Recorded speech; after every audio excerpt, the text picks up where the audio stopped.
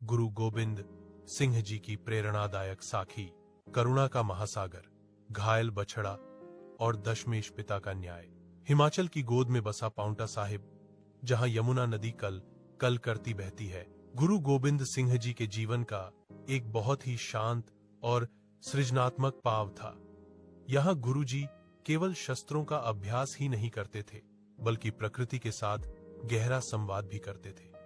उस समय आस पास की पहाड़ियों के राजा और सामंत अक्सर जंगलों में शिकार के लिए निकलते थे। उनके लिए शिकार केवल भोजन नहीं, बल्कि मनोरंजन और अपनी ताकत का प्रदर्शन करने का एक जरिया था। एक दोपहर, जब सूरज की किरणें यमुना के जल पर सुनहरी चादर बिछा रही थीं, गुरुजी किनारे पर टहल रहे थे।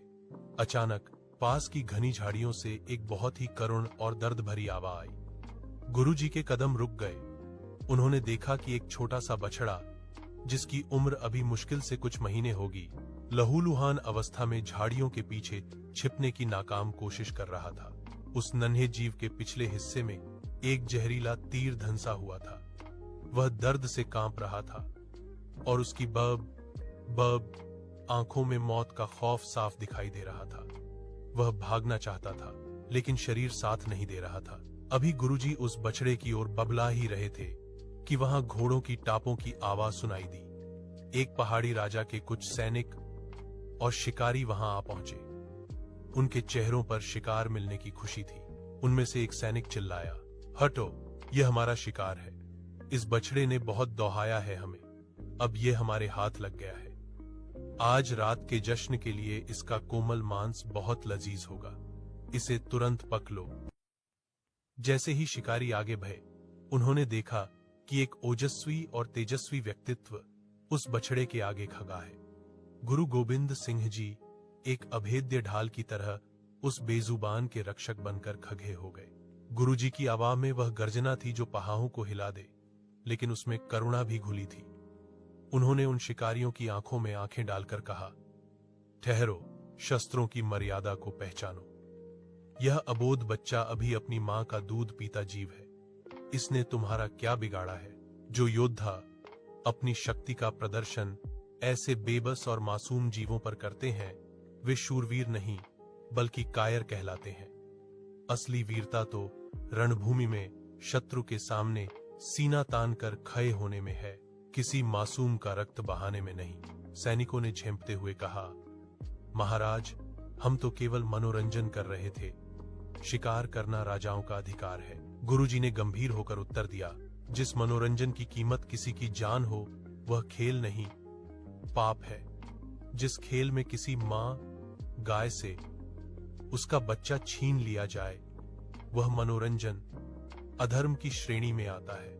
याद रखो, अकाल पुरख की कचहरी में इस बेजुबान की चीख तुम्हारे साम्राज्य को हिला सकती है। गुरुजी की बातों का ऐसा प्रभाव पग कि शिकारियों के हाथ से धनुष छूट गए।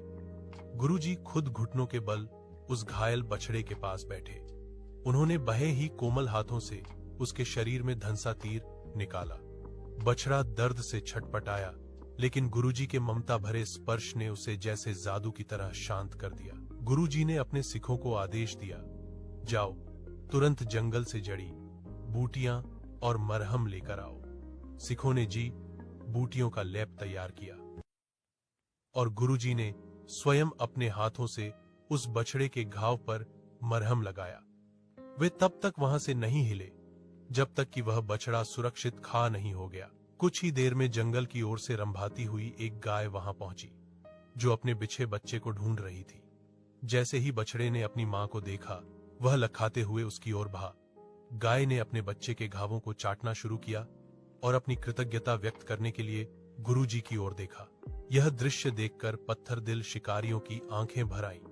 वे गुरुजी के चरणों में गिर पड़े और उन्होंने उसी क्षण प्रतिज्ञा ली, सच्चे पातशाह, आज से हम कभी किसी निर्दोष दूध पीते जीव या बेजुबान जानवर पर हाथ नहीं उठाएंगे।